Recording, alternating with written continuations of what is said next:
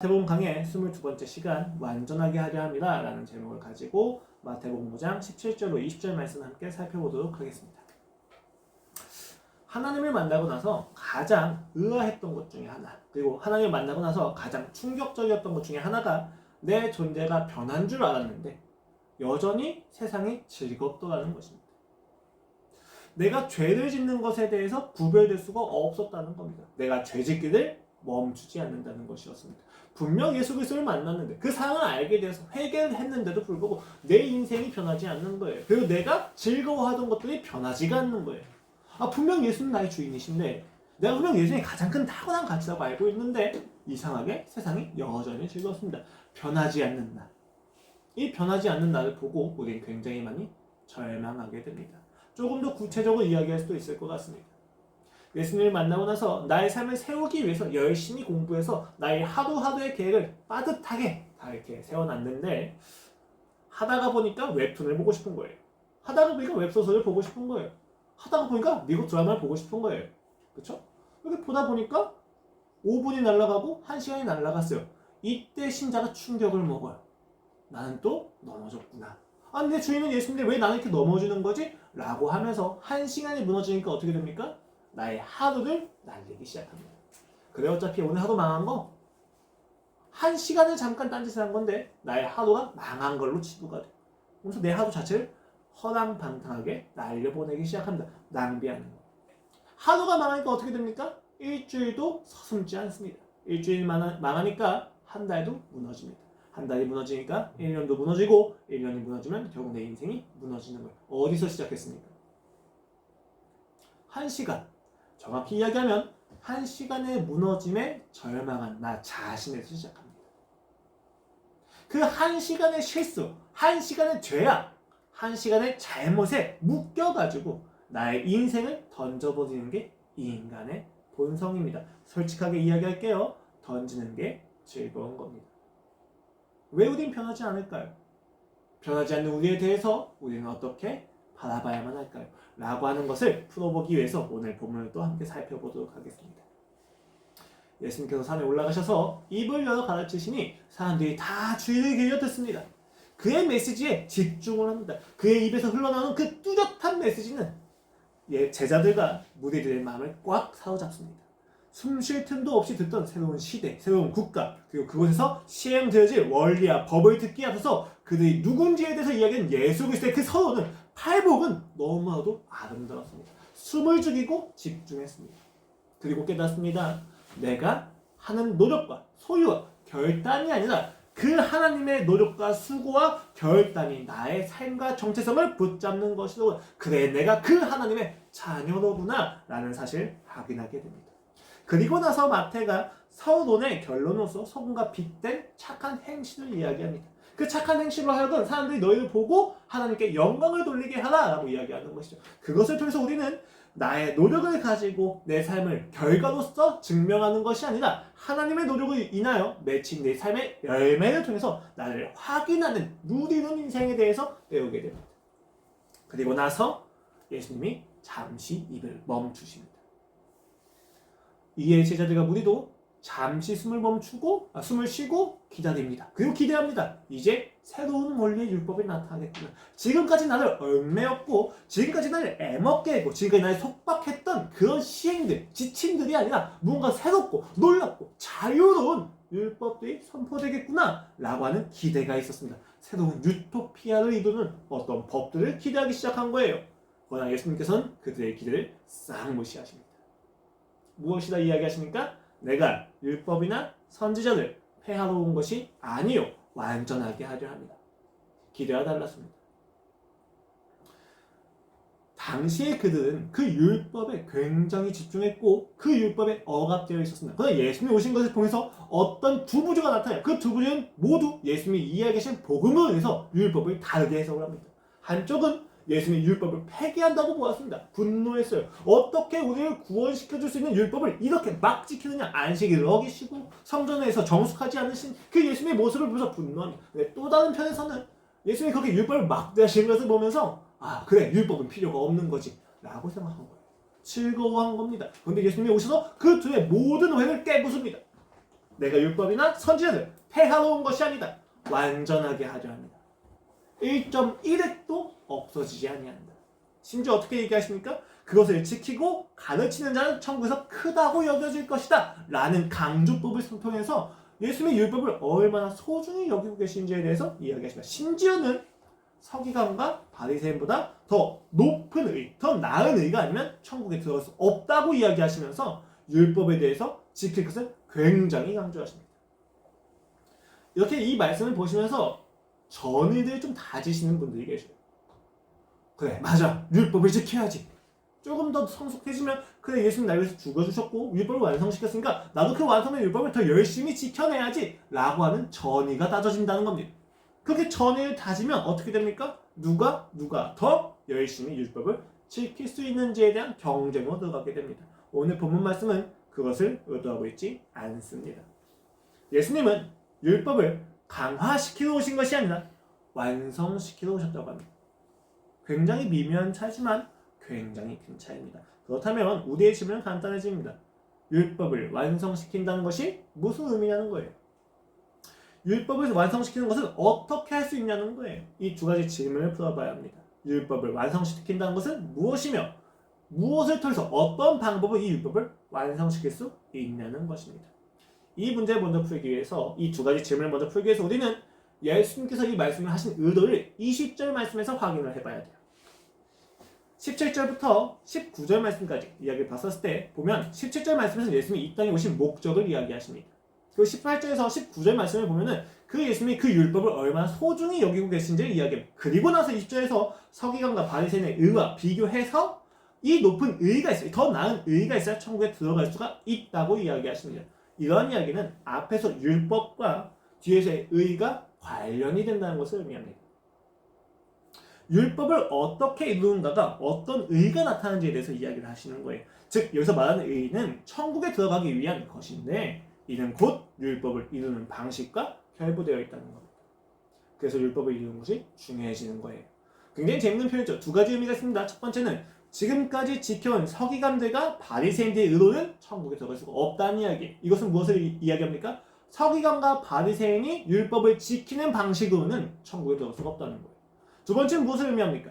천국에 들어가기 위해서는 다른 의, 그들이 지켜왔던 율법을 지켜왔던 방식과는 다른 방식으로 지켜야만 천국에 들어갈 수가 있다는 것을 의미한다는 거죠. 여기서 우리는 율법주의 물드는 생각으로 이렇게 생각합니다. 그래, 율법을 우리가 폐기하는 것이 아니라 더 나은 방법으로 지켜내야지. 예수님이 어떻게 율법을 완성시키신지를 보고 우리도 그 방법, 율법을 이뤄내야지 라고 생각을 합니다. 틀린 이야기가 아니죠. 그런데 틀립니다. 잘못되었어요. 왜 잘못되었을까요? 잘 생각해 보십시오, 여러분. 천국은 들어가는 곳입니까? 아니면 임재하는 곳입니까? 오늘 이 마태복음 본문에서 문맥을 보시면 천국이 이미 임한 상태입니까? 아니면 임하지 않은 상태입니까? 임했지만 임하지 않은 상태이죠. 그러나 여러분, 여기서 중요한 거는 예수님은 끊임없이 반복적으로 천국이 이미 왔다고 이야기하십니다. 그럼 생각을 해보십시오. 예수님께서 이 본문을 통해서 서기관들과 바리새인보다 더 열심히 신앙생활을 해서 너희가 천국에 들어가야 돼 라고 이야기하는 것일까요? 아니면 이미 천국이 임했는데 너희가 그 천국 안에 있다. 그러니까 지금 너희가 이 천국에 들어온 것은 다른 의가 있기 때문이다 라는 거에 대해서 강조하는 것일까요? 이 부분을 잘 풀어봐야 되는 거예요. 왜냐하면 이것을 잘못 해석해서 내가 더 나은 의를 만들어가지고 내가 더 율법을 잘 지켜내가지고 천국에 들어가야지 라고 생각을 한다면 이것은 끊임없이 마태복음에서 거절하고 있는 인간의 자기의를 강화시키는 결과가 나타나기 때문입니다. 여러분, 제가 의를 위한 박해, 소금과 빗된 착한 행실을 이야기할 때 제일 먼저 까둔 전제가 뭐예요? 인간은 의를 위해서 박해를 받을 수가 없다. 인간은 소금과 빗된 착한 행실을 해낼 수가 없다는 거예요. 인간은 애초에 불가능한 죄성이 있다는 거예요. 그 안에서 우리가 소금과 빗된 착한 행실을 해야만 하며 그 안에서 우리가 의를 위한 박해를 받을 수 있는 겁니다. 인간이 불가능하다는 사실, 전적으로 무력하다는 사실, 전적으로 타락했다는 사실 안에서 우리가 율법을 봐야 돼요. 근데 끊임없이 우리는 할 수 있다는 가능성에 의존해서 율법을 보는 착각을 한다는 것입니다. 예수님은 오늘 이 말씀을 통해서 그것을 완전 뒤집어 엎어버리십니다. 왜요? 내가 더 나은 의를 구현해서 천국에 들어갑니다. 그럼 누구 의입니까? 예수 그리스도의 의가 맞습니까? 예수님 인해서 들어온 게 맞습니까? 아니죠. 내 열심과 내 노력, 내 의로 들어가게 된 것입니다. 그러나 천국은 예수 그리스도의 의에 어떤 것도 더해지지 않습니다. 이 사실을 봤을 때 우리는 이 본문을 다시 한번 생각하게 되죠. 천국이 이미 임했습니다. 그래서 난 그 천국 백성이랍니다. 누구의 의를 통해서 내 이 천국 백성이 된 겁니까? 예수 그리스도의 의라는 것입니다.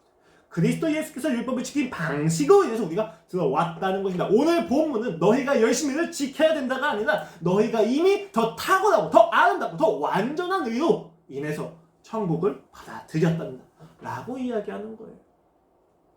그래서 로마서 3장 20절 21절 말씀은 이야기합니다. 넘겨주시겠어요? 제가 다 썼어요. 그러므로 율법의 행위로 그 앞에 의롭다 하심을 얻을 육체가 없나니 율법으로는 죄를 깨달음이니라. 이젠 율법 외에 하나님의 한 의가 나타났으니 율법과 선지자들에게 증거를 받은 것이니라 라고 이야기합니다. 다른 의가 나타났습니다.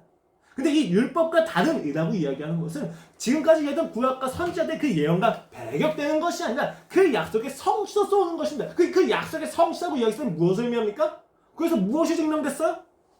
구약에서 증명된 것은 너희는 열심히 해도 할 수가 없단다 였습니다. 너희는 끊임없이 노력하면서 본질을 떠나는구나입니다.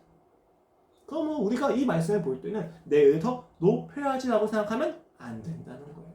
여러분, 우리는 율법주의 굉장히 많이 착각을 하죠. 유대인들이 지키는 율법이 아니니까 난 율법주의가 아니야 라고 생각을 합니다. 아니에요, 여러분. 우리는 오늘날 더 간교하게 더 다른 형태의 율법주의를 지키고 합니다. 행동을 더 넘어서죠. 이제는 내가 가진 결단, 내가 가진 노력, 내가 가진 진정성을 신앙이라고 생각합니다. 율법주의.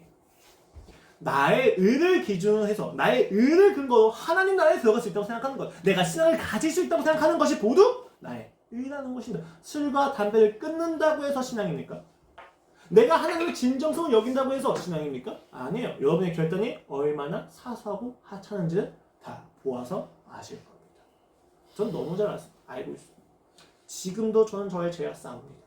내 진정성이 얼마나 하찮은지 봅니다. 5분 전에 결단을 했지만 5분 후에 그 결단을 합리화하고 있는 나 자신을 봅니다. 그런 의를 가지고 천국에 들어가고 싶으십니까? 불가능하다는 거예요. 오늘 본문 말씀은 정확하게 이야기합니다. 예수님이 아니면 천국에 들어갈 수가 없는데 너희는 이미 천국에 있구나. 그래, 내가 이루었다 라는 거예요. 예수님에 대한 강조인 것입니다. 자, 이 문맥 안에서, 이러한 의도 안에서 우리가 깊이 볼 것입니다. 율법을 이룬다는 것은 무엇을 의미합니까? 첫 번째입니다. 율법을 완성시킨다는 것은 율법이 목적하고 있는 바를 이룬다는 거예요. 그렇죠? 완성의 의미는 그런 겁니다. 율법이 목적하는 바가 있는데 그 목적이 아직 이루지 못했다는 거죠. 그래서 그 목적을 이룬다는 것이 바로 율법을 완성한다는 것입니다. 그렇다면 율법이 가진 1차적인 목적이 무엇입니까? 율법이 가진 1차적인 목적, 우리가 굉장히 오해하곤 하는데 이걸 꼭 아셔야 됩니다. 율법을 두고 두 가지 극단이 있죠. 율법주의, 율법을 이루는 것을 통해서 구원을 얻을 수 있다. 두 번째는 율법 폐기주의가 있습니다. 율법을 폐기해도 구원받는데 아무 상관이 없다라는 거죠. 근데 여러분, 이 두 가지 모두 다 오류입니다. 무엇에 대한 오류입니까? 이 오류가 왜 생깁니까? 율법을 구원과 결부시켜서 그렇습니다. 율법을 구원과 결부시켰을 때 율법이 본래 가지고 있는 목적이 왜곡이 되는 거예요. 왜요? 율법은 구원받은 백성들에게 주어진 거고요. 율법은 자녀들한테 주어진 겁니다. 1차적으로 그 안에서 우리가 율법을 봐야 돼. 그 이후에 구원받지 못한 백성들에게도 율법이 적용이 되는 것이지 그 전부터 구원을 얻기 위한 조건으로서 율법이 주어진 게 아니란 거예요. 그렇다면 율법은 언제 주어졌습니까?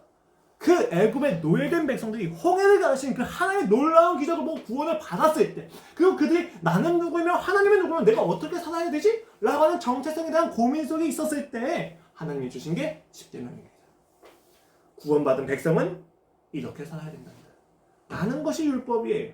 그러므로 율법의 첫 1차적인 목적은 구별됨입니다. 여기서 굉장히 놀라운 이야기가 일어나는 거죠. 구별되기 위해서 줬다라고 생각하기 때문에 우리는 또 내가 열심히 살아야 돼 라고 생각하는 거예요. 그렇지 않으면 하나님께서 하시는 신자의 구별됨은 자신의 정체성을 정확히 이해하는 것입니다. 신자는 누구에게 소속되어 있습니까? 세상입니까? 하나님입니까? 하나님이죠. 하나님께 소속되어 있다는 자신의 정체성을 확인했을 때 신자는 하나님께 소속된 것처럼 살아가게 되는 것이고 그것이 신자의 행복입니다. 그런 행복의 방식이 신자를 구별시켜준다는 거예요. 자, 그래서 신명기 28장 1절 말씀은 이렇게 이야기합니다. 네가 네 하나님 여호와의 말씀을 삼가 듣고 내가 오늘 너에게 명령한 그 모든 명령을 지켜 행하면 너의 하나님 여호와께서 너의 세계 모든 민족 위에 뛰어나게 하실 것이다. 탁월하게 하실 것이다. 구별시킬 것이다. 거룩하게 하신다는 거예요. 내가 거룩하니 너희도 거룩하라고 이야기하신다는 거예요. 구별되기 위해서 율법을 주셨어요. 여기서 문제입니다. 구별되기 위해서 율법을 어떻게 지켜야 됩니까? 이 방법에서 예수님과 서기관과 바리새인들이 달랐던 거예요. 오늘 예수님은 그 의를 서기관과 바리새인이 하는 의와 비교해서 이야기하십니다. 여러분, 비교한다는 건 무슨 이야기예요? 비교할 수 있을 만한 공통적인 내용이 있다는 것을 의미합니다. 자, 생각해 봅시다. 스팸이 있습니다. 그리고 스테이크가 있습니다. 무엇이 더 맛있습니까? 스팸이 맛있죠. 너무 당연한 이야기인데 이렇게 곤란해하시지? 이상하네. 스팸이 당연히 맛있죠, 여러분. 자, 스팸이 더 맛있다고 이야기했을 때 우리는 이것을 어떻게 비교한 거예요? 맛이라고 하는 공통적인 속성을 가지고 비교한 거죠. 제가 유진이보다 큽니다. 이때 크다고 이야기하는 이 비교급은 어디에 들어가는 겁니까? 키가 있는 거고 체중이라고 하는 공통적인 요소를 우리가 이야기할 수 있다는 거예요. 비교한다는 건 이렇게 공통적인 요소가 있다는 거예요. 그렇다면 서기관과 바리새인의 의보다 더 나은 의가 있다고 얘기했었을 때에는 서기관의 의와 예수님의 의와 비교가 된다는 거예요. 그 비교되는 공통적인 요소가 무엇이냐라고 얘기했을 때 방법입니다. 율법을 지키는 방법이 지금 비교되고 있는 거예요. 서기관과 바리새인이 어떻게 의를 지켰고 율법을 지켰고 예수님은 어떻게 율법을 지켰냐는 거예요. 자, 여기서 우리는 두 가지의 기준을 볼 수 있습니다. 첫 번째는 질적인 측면이 있고 두 번째는 양적인 측면이 있습니다. 자, 이렇게 질문 드려볼게요. 누가 친구가 더 많이 있는가? 누가 친구 관계가 더 나은가? 라는 질문이 있어요. 양적인 측면에서 보면은 친구가 많은 사람이 친구 관계가 좋은 사람입니다. 질적인 측면에서 보면은 자기의 속 얘기를 많이 털어놓을 수 있는 친구가 있는 사람이 친구 관계가 더 좋은 사람입니다. 자, 이 관계에서 우리가 한번 율법을 봅시다. 율법을 지키는 방식을 양적인 방식으로 본다면 우리는 어떻게 돼야 됩니까? 율법을 누가 더 많이 지키느냐가 중요해집니다. 서기관과 바리새인들은 실제로 굉장히 많이 지켜왔습니다. 단적인 예로 안식일날 금지된 명령들 잠깐 읽어드릴게요. 39가지가 있는데 그 중에서 참 신기한 것들 많이 이야기합니다. 바느질하면 안 됩니다. 밭을 갈면 안 됩니다. 반죽하면 안 됩니다. 묶어서도 안 되고 글자에 써도 안 되고 지워도 안 됩니다. 불 꺼도 안 되고 불 켜도 안 됩니다. 망치질하는 것도 아니고 물건을 이동하는 일마저도 안 됩니다. 오늘날에 와서는 TV를 켜는 것도 안 됩니다. 굉장히 많은 금지 명령이죠. 예수님이 그렇게 행하셨을까요? 아니라는 것은 너무 잘 알 것입니다. 안식일날 일을 하십니다.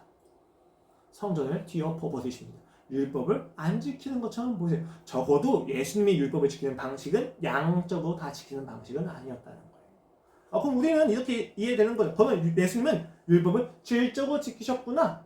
부분적으로 맞는 말입니다. 근데 저희가 질적으로 지켰다고 이야기했을 때는 어떤 것을 생각합니까? 질적으로 지켰다고 생각했을 때는 우리는 예수님의 마음가짐이나 자세나 진정성이 달랐다고 생각해요.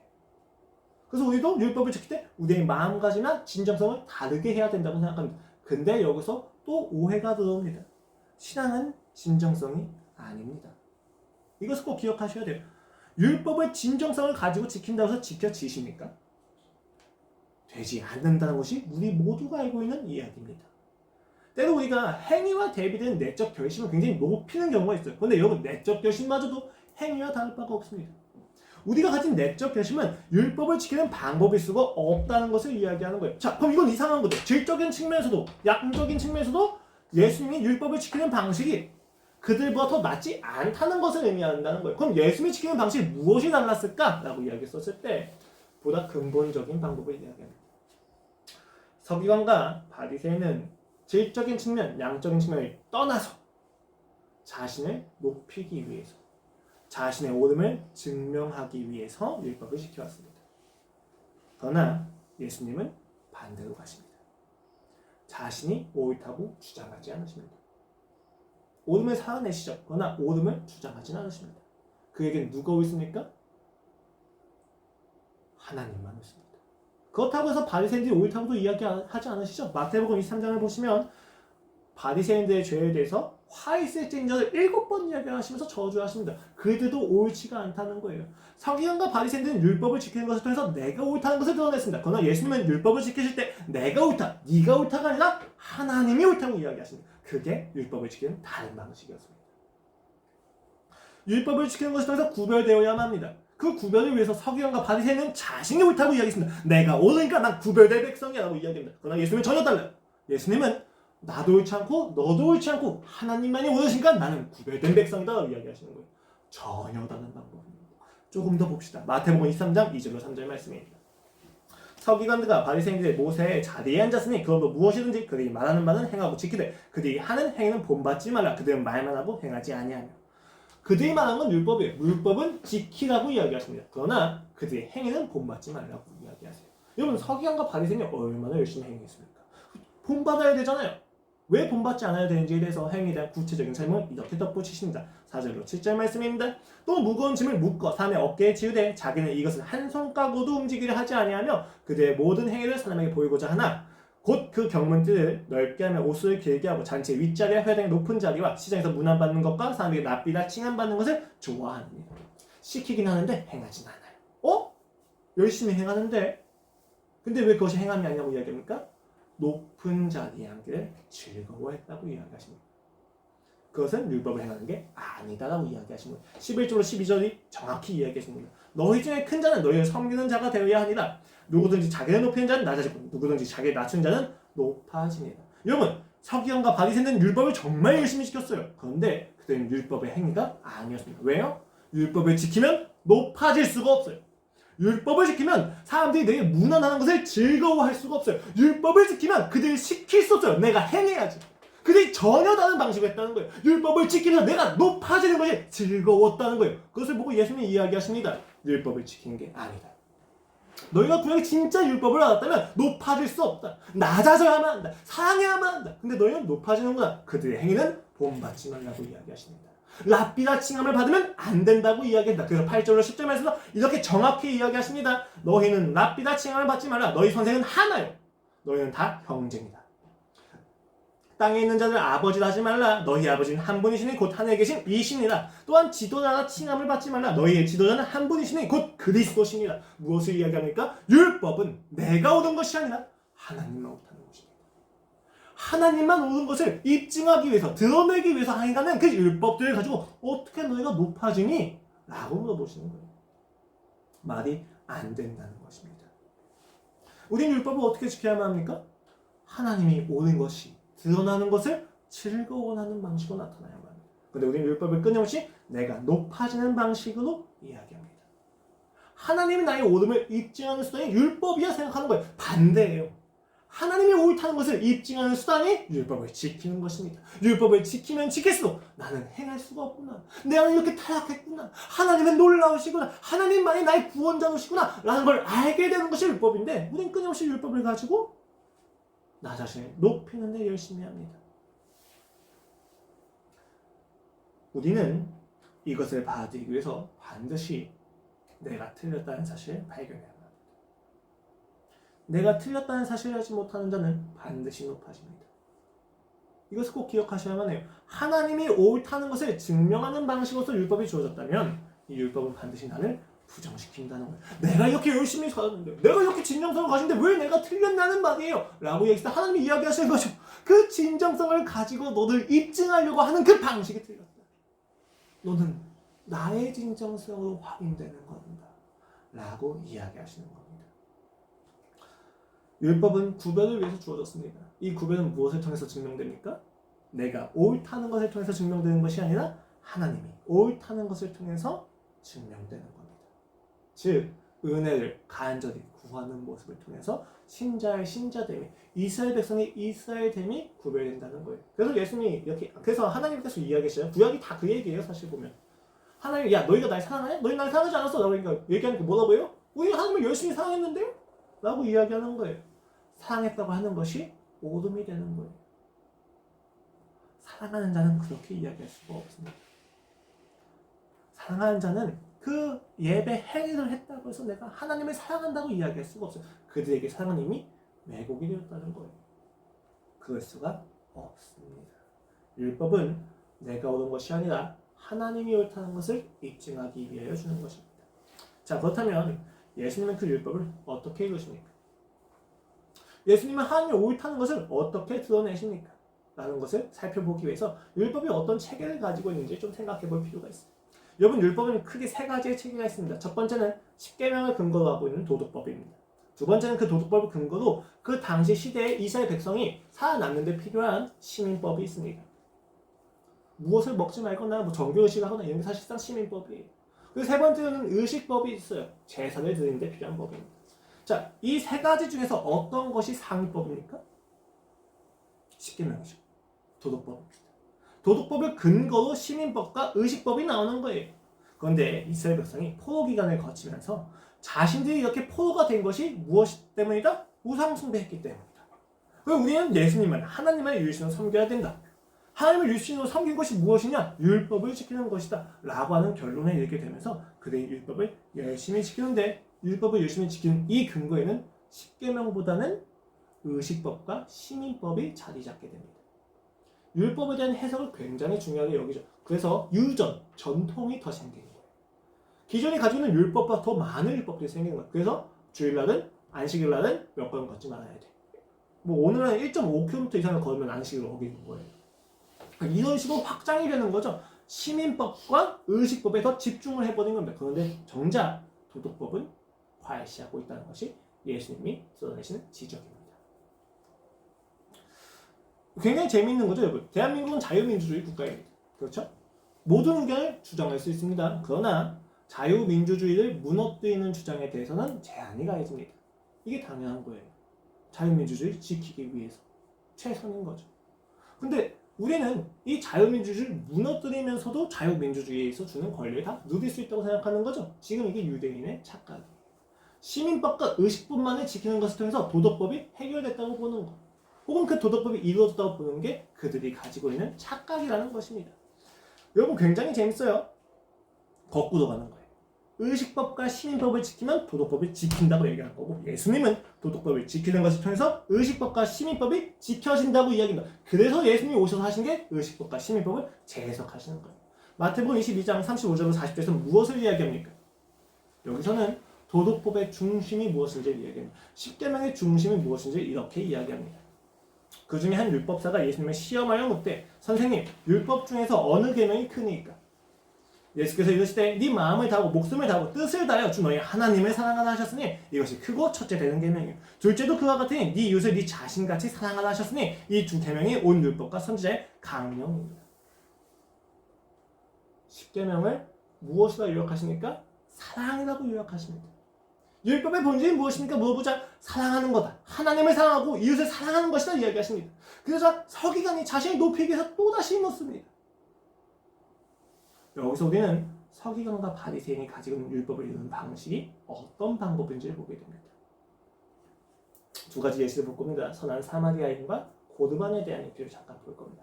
이것을 통해서 그들이 율법을 어떻게 지키고 있는지를 다시 한번 보십시오. 자, 서기관이 자신이 높이기 위해서 묻습니다. 어디까지가 내가 사랑해야 될 이웃이니까? 예수님이 대답하십니다. 선한 사마리아인의 비유.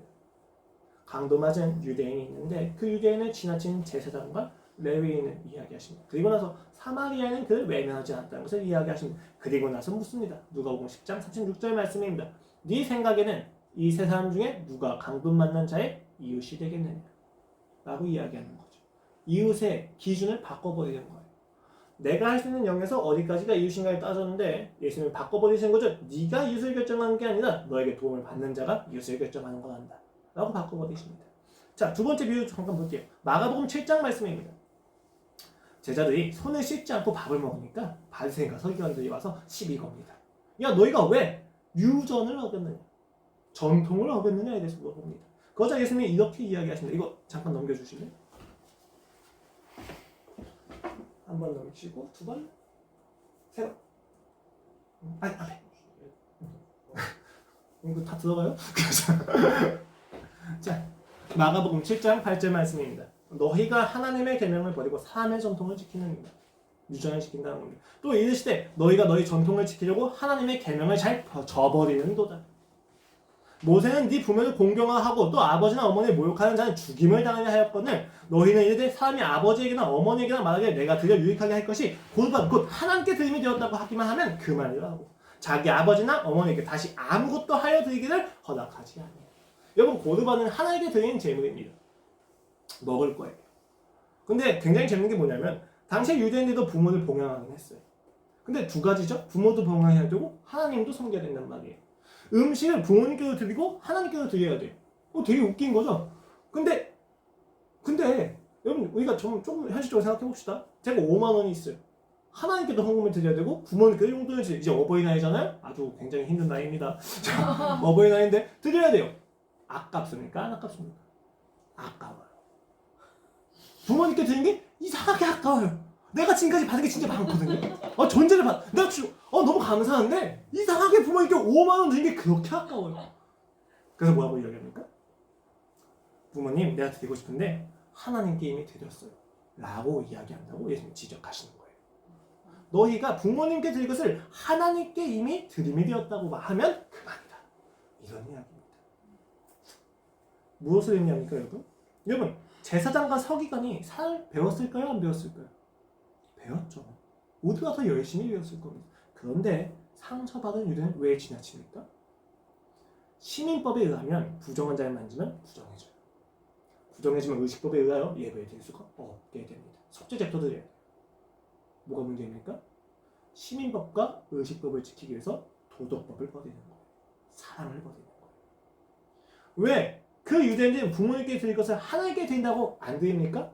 하나님께 드린다고 하는 명분이 있으면 내가 사랑을 하지 않아도 괜찮아. 의식법을 중요시해서 도덕법을 어겨버리는 겁니다. 이러한 사건이 서기관과 바리새인들이 율법을 지키는 방식이었다고 지적하시는 겁니다.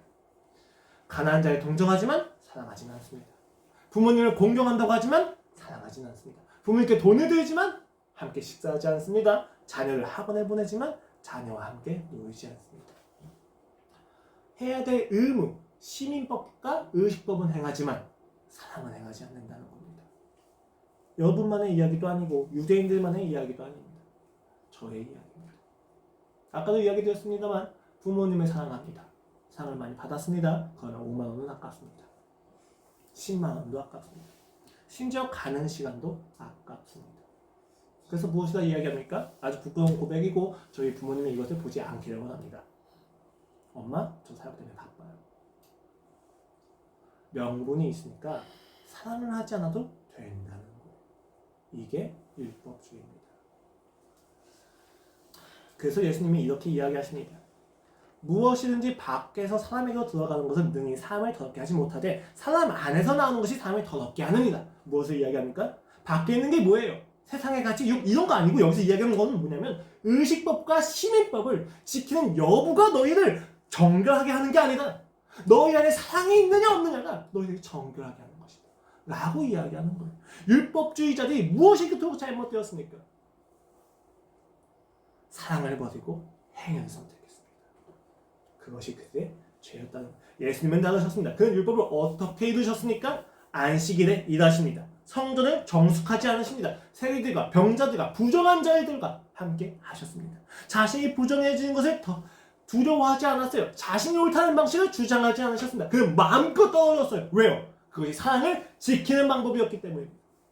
그것이 이웃을 향한 사랑을 지키는 방법이었기 때문입니다. 그들의 더움이 하나님을 사랑하는 것을, 이웃을 사랑하는 것을 막을 수가 없기 때문이었습니다. 왜 그렇게 행하실 수 있었습니까? 내 옳음을 증명하기 위해서 율법을 지키는 것이 아니라 하나님의 옳으심을 드러내기 위해서 율법을 지키는 것을 알고 있었기 때문입니다. 사랑입니다. 그 절정이 무엇입니까? 십자가입니다. 여러분 십자가에 못 박힌다는 건 뭐예요? 율법의 가장 악한 죄예요. 율법을 부정하는 거죠. 내가 옳지 않다는 것을 이야기하면서 사랑을 이루십니다. 그런데 그렇게 하니까 하나님이 그를 부활시키십니다. 이게 신자가 옳음을 드러내는 방식이에요. 주장해서 가는 것이 아니라 사람을 살아낼 때 옳음이 드러난다는 것입니다. 단순히 예수님이 율법의 1.1을 다 지키셨다? 내적인 결단이 좋으셨다? 아니요. 하나님을 사랑하셨다. 거기서 옳음이 드러나는 것입니다. 율법이 다 이루어진 것입니다.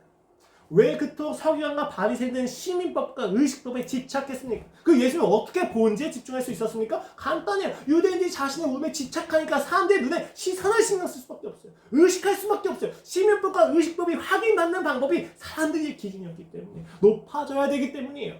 자신이 높아지는 것이, 오름에 드러나는 것이 자신이 율법을 지키고 있다는 확신이기 때문에 나를 사랑하기 때문입니다. 그러나 예수님의 오심은 초점이 하나님이었죠. 율법을 부정당한 십자가를 져도 율법이 이루어진 거예요. 왜? 시민법과 의식법은 시대에 따라서 바뀌어질 수가 있는 거거든요. 상황에 따라서 바뀌어질 수가 있는 거예요. 여러분, 사랑을 하면 개입하기도 하지만 기다리기도 할 줄 아는 거예요. 개입하는 게 사랑이야! 라고 이야기하는 게 율법주의예요. 사랑을 지키는 것이지 상황을 지키는 게 아니라는 겁니다. 결론만 이야기해보신다. 사랑의 차이입니다. 그들은 자신을 사랑했고 예수님은 하나님을 사랑했습니다. 그래서 그들은 이웃을 사랑할 수 없었고 예수님은 이웃을 사랑할 수 있었습니다. 이 차이는 굉장히 커요. 많은 차이가 있죠. 그 중에서 가장 큰 차이 중에 하나가 무엇이냐라고 묻는다면 저는 요새 묵상하고 있는 내용 중에 하나인 기다림을 이야기할 것입니다.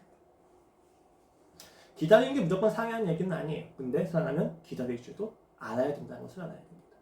여러분, 율법주의자들은 이웃이 잘못된 것을 보면 어떻게 해요? 교정하려고 합니다.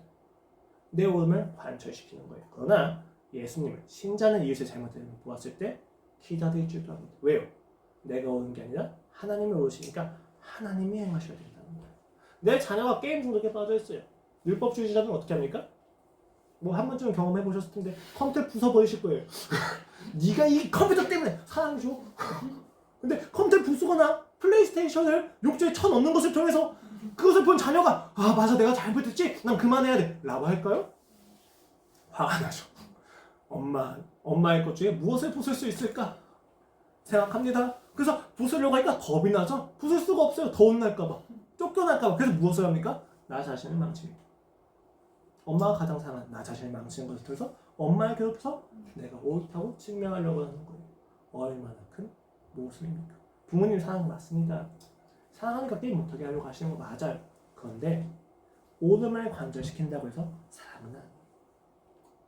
신자는 어떻게 해야 됩니까? 게임을 합니다. 일단 먼저 화가 나야 돼요. 하나님의 영광이 짓밟히고 있구나.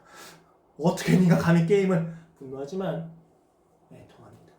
애통하면서 물어봅니다. 사실 입술 꽉 깨물고 묻는 거예요. 이 게임 재밌니? 같이 해볼까? 하나씩 고치는 겁니다. 기다림이 필요합니다. 그런데 여러분 사랑을 해보시면 알 거예요. 기다리는 건 아주 어렵습니다. 기다리는 건 아주 많이 아픕니다. 그런데 어떻게 기다릴 수 있습니까? 이거는 굉장히 중요한 거예요. 내가 오는 게 아니라 하나님이 오시니까 내가 기다릴 수 있는 거예요. 왜? 나도 다를 바가 없다는 것을 알고 있는 거예요.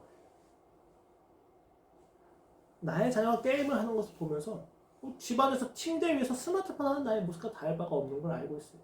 스마트폰을 하는 나를 하나님이 어떻게 바라보지 않은 자는 기다릴 수 있습니다. 은혜의 원리예요. 율법의 원리가 율법주의 원리가 아니라 은혜의 원리입니다. 여러분 기억하십시오. 중요합니다. 사랑은 오름을 증명해야 입증되지 않습니다. 사랑은 오름을 증명하지 않고 열매로서 확인합니다. 이를 통해서 사랑이 증명됩니다. 오히려 이 사랑으로 인해서 오름을 포기했을 때 오름이 드러나는 결과가 있는 거예요. 그게 예수 그리스도의 십자가이지 않습니까? 예수 그리스도께서 알고 계신 오름을 십자가에서 죽으시는 것을 통해서 드러나게 하는 것. 그렇게 오름이 드러나니까 오히려 사람들이 예수님을 사랑하게 되는 겁니다. 만약에 예수님이 칼과 방패를 들고 오셔서 다 평정을 했다. 사람들이 예수님을 믿었을까요? 그럴 수 없었을 겁니다. 그 사랑, 칼과 방패가 있지만 칼과 방패가 아니라 자신을 포기하는 희생을 통해서 사랑을 보여주었을 때 그들은 예수님께 돌아올 수 있던 겁니다. 이때 필요한 게 기다림입니다. 결국 자녀는 게임을 방해하는 엄마를 떠날 겁니다. 독립이 아니라 도망갈 거예요. 여러분 그러나 부모님은 돌아올 수 있는 장소가 되어야 돼요. 자녀가 마음껏 도망갈 수도 있지만 마음껏 돌아올 수 있는 사람이 되어야 합니다. 도망가면 본인 선택이니까 어쩔 수가 없어요. 근데 돌아갈 수 있는 삶이 되는 건 부모님이 할 수 있는 선택이거든요. 기다릴 줄 아셔야 돼요. 아프죠. 사랑하니까 당연히 아프죠. 옳지 않은 길로 가면 당연히 아플 수밖에 없습니다. 그러나 진정한 사랑하면 아이가 반드시 돌아와서 부모가 옳다는 것을 확인시켜줍니다. 대신 아이가 떠난 만큼 기다리는 아픔이 있다는 거예요. 세상은 이 아픔을 무시합니다. 세상은 이 아픔을 상처로 해석하고 왜곡시킵니다. 그러나 신자는 알고 있어요. 이 기다림을 통해서 얼마나 많은 은혜가 있는지. 마치 이와 같습니다. 아버지가 매일 집을 나가셔서 함께하는 시간이 많지 않은 아이가 있어요. 아버지를 아무리 붙잡아도 아침에 나가셔서 밤늦게 들어오십니다. 그건 아버지가 가끔 사오던 치킨을 둘러싸고 가족이 함께 먹을 때 아버지는 가만히 보고만 계시는 것을 보고 아이는 의아했습니다. 그러나 그 잠깐의 치킨보다 아이가 원하던 것은 아버지가 함께하는 것이었습니다. 아버지를 원망했습니다. 청소년기 때는 유아기 때는 서운했고 청소년기 때는 분노합니다. 어른이 돼서는 무관심해집니다. 그런데 그렇게 어른이 된 아이가 언제 아버지를 사랑으로 경험합니까? 자기도 아이를 낳고 그 아이를 부양하기 위해서, 그 아이를 학원에 보내기 위해서 열심히 아침에 나가서 밤늦게 들어옵니다. 운동에 같이 나가다고 하는 아이의 그 애절인, 그 절인, 그 간구를 무시할 수밖에 없고 회사에 나가서 일을 하는데 상사한테 깨져서 비인격적인 모든 말을 들으면서도 그만둘 수 없다는 것을 알고 견디는 그날 집으로 오면서 치킨 한 마리를 사와서 같이 나눠 먹는 것을 보면서 자기는 먹지 않고 보면서 무엇을 하게 됩니까? 아버지가 치킨을 사오신 그날 아버지도 많이 힘드셨구나.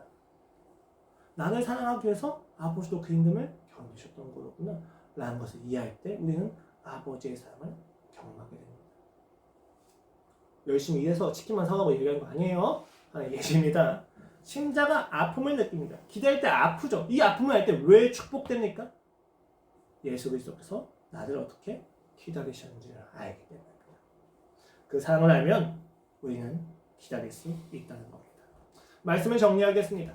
오늘 본문은 말합니다. 너의 의의가 서기관과 바리새인보다 높아야만 천국에 들어갈 수 있다가 아니라 서기관과 바리새인보다 높아야 천국에 가는데 이미 천국이 임해지. 너희의 의의가 아니라 나의 의의로서 너희가 천국에 들어가는 거란다. 이때 그리스도께서 율법을 완성하시는 것은 율법의 목적을 이루는 것과 같습니다. 율법의 목적은 기본적으로 구별입니다. 그리고 그 구별됨을 이루는 방식에서는 서기관과 바리새인은 내가 옳다, 나를 높여서 구별됐지만 예수님은 하나님이 오르시다를 통해서 구별됩니다. 신자 역시도 하나님만이 오르시다는 것을 통해서 구별되는 것입니다. 중요한 것은 하나님이 오르시다고 했을 때 나도 틀리고 그도 틀리다는 것을 정확히 아는 것입니다. 이때 율법이 이루어집니다. 근데 이 율법을 어떤 방법으로 이루셨습니까? 예수님은 그 방법을 내가 옳다는 것을 가지고 시민법과 의식법으로 지키는 것이 아니라 사랑이라고 하는 본질을 지키시는 것을 통해서 그 하나님이 옳다는 것을 입증내시는 겁니다. 서기관과 바리새인은 반대였죠. 의식법과 시민법, 행위와 의식을 통해서 사랑을 입증하려고 했지만 예수님은 사랑을 통해서 의식을 지켜내시는 것을 통해서 율법의 참 목적, 하나님만이 오르시다를 증명해내시는 겁니다.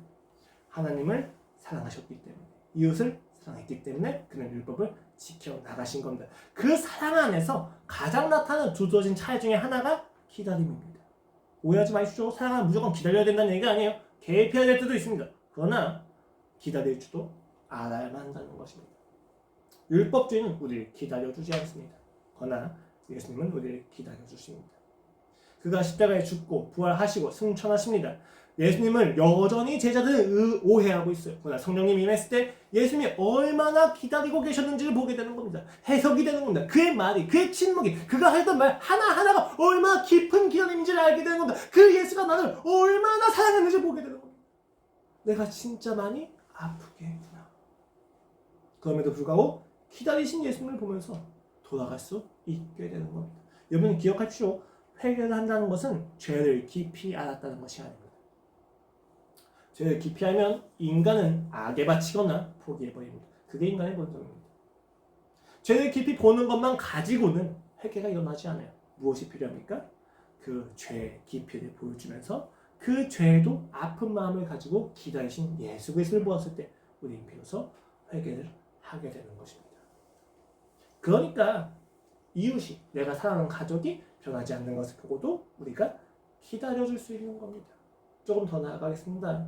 변하지 않는 나도 기다려줄 수 있는 겁니다. 앞서서 서문에서 이야기했습니다. 당장 변하지 않는 나. 그 변하지 않는 나로 인해서 몇 분을 포기하고 하루를 포기하고 1년을 포기해서 내 인생을 낭비시키는 나 자신에 대해서 우리는 어떻게 생각해야만 하는가? 율법이 옳다는 것을, 율법이 아름답다는 것을, 율법을 완전히 그가 이루셨다는 것을 보았을 때 우리는 비로소 나 자신을 용서하게 된다는 겁니다. 왜요? 의식법과 시민법의 차원에서는 과정이 있어요. 한 번에 다 지킬 수 있는 게 아니란 말이에요. 과정이 있습니다. 그것은 가변적인 것이고 사람마다 달라요. 대신 이것을 지키기 위해서 뭐가 필요한 거예요? 사랑이 필요한 거잖아요. 사랑의 관계가 확실한 것을 알아야 시민법과 의식법을 하나씩 지켜나갈 수 있단 말이에요. 그런데 오늘은 우리는 계속 생각하는 거예요. 왜 우리의 인생을 던집니까? 시민법과 의식법 중에 하나를 틀렸다고, 잘못 지켰다고 하는 절망감이 하나님과 나의 관계를 부수는 것처럼 느껴진다는 거예요. 그럴 수 없다는 겁니다. 그러한 판단에서 기다리십시오. 기다려서 하나님을 먼저 보십시오. 하나님과의 나의 관계가 어떤 사소한 잘, 그리고 굉장히 극심한 죄여도 끊어지지 않는다는 것을 보십시오. 그래, 이 사랑에서 율법이 시작되는 거지. 이 사랑을 이겨내기 위해서, 이 사랑을 지켜내기 위해서, 이 사랑을 좀 더 누리기 위해서 내가 율법을 행하는 것인지를 아는 자는 자신의 삶이 극적으로 변화되지 않는 것도 파악될 수 있어요. 담배 피우는 분들 굉장히 많은 고민을 합니다. 피면 필수록 신자가 아닌 것 같은 느낌이 들거든요. 근데 여러분 정확히 하십시오. 담배 피우는 것은 신자인 것과 아닌 것을 구별해 줄 수 있는 표지가 아닙니다. 대신 조금씩 줄여갈 수는 있어요. 그 줄여가는 동기가 사랑이야. 하나님과의 관계에서 깊이 사랑을 알면 조금씩 고쳐나가는 것이고 그 조금씩 고쳐나가는 과정에서의 갈등 안에서 또 하나님을 만나가는 것이지 이것 자체가 신자됨을 증명하는 게 아니란 말입니다. 극적으로 예수님을 만나서 담배 딱 끊어버리는 사람이 있어요. 동성애가 딱 끊어지는 사람이 있어요. 그런데 굉장히 많은 경우 굉장히 극적으로 하나님에서 다시 세워납니다. 저희 아버지 15년 넘게 담배 끊고 술 끊으셨어요. 그리고 자기의 삶에서 절망이 찾아져 다시 시작하십니다. 왜 그래요? 담배, 술은 신자됨을 증명하는 수단이 아니기 때문이에요. 극적으로 끊는 것이 의인 사람은 극적으로 다시 세상을 통해서 다시 나가게 됩니다. 그러나 그렇다고 해서 그가 신자가 아니게 되는 것입니까? 아니에요. 과정인 거예요. 과정을 인정할 줄 알아야 됩니다. 나도 그 과정 가운데 있다는 것을 인정해야만 해요. 조금 기다려주세요. 이것이 여러분들로 하여금 신앙에 있어서 조금 나타나게 만드는 게 아닌가? 라고 하는 생각도 듭니다. 그러나 저는 정확히 합니다. 사랑을 알면 나태할 수 없습니다. 나태할 수 없다는 것은 나의 삶을 끊임없이 고민하고 갈등하면서 하나님과의 관계를 확인할 수밖에 없다는 거예요. 고민하십시오. 갈등하십시오. 그러나 절망하지 마십시오. 하나님께 절망하지 마세요. 나 자신에게 절망하는 건 필요하지. 조금 기다리십시오. 한 번에 변화되지 않습니다. 조금씩 변하면서 성숙해지는 거예요. 하나를 보는 겁니다. 그 사랑을 확인함으로써 하나님을 조금씩 더 알아가는 깊은 느낌으로 오늘 말씀 여러분을 초대하고 있습니다. 율법을 완전히 이루신 예수 그리스도, 기다려주신 예수 그리스도는 하나님의 사랑을 우리에게 온전히 보여주고 계십니다. 그 하나님의 사랑, 그 하나님의 기다리심에 들어오십시오. 기다리신 하나님이 아픕니다. 날 사랑하신 분이 아픈 걸 보면 나도 아픕니다. 그게 우리가 회개하는 이유입니다. 그 하나님의 기다리심을 깊이 누리시길 축원드리도록 하겠습니다. 기도하겠습니다. 하나님 아버지, 오늘도 우리의 삶에서 율법이 아니라 은혜가 가득하게 해주시옵소서. 율법주의가 아니라 하나님의 사랑이 가득하게 해주시옵소서. 주님만이 옳습니다. 주님만이 옳고 그 옳음 속에서 우리는 하나님의 사랑을 깊이 누립니다. 주여, 내가 열심히 이루어서 살아가려고 했는데 이미 주님께서 다 이루셨음을 확인합니다. 하나님과의 사랑의 관계에서 이를 확인하게 하시고 내가 아니라 주님의 오르심을 보면서 기다리게 하여 주시옵소서. 그 기다림의 아픔 속에서 주님의 아픔, 주님의 사랑을 더 깊이 누리게 하여 주시옵소서. 감사함의 예수 그리스도의 이름으로 기도드렸습니다. 아멘. 첫 번째 찬양 함께 찬양하시면서 오늘 기도하겠습니다.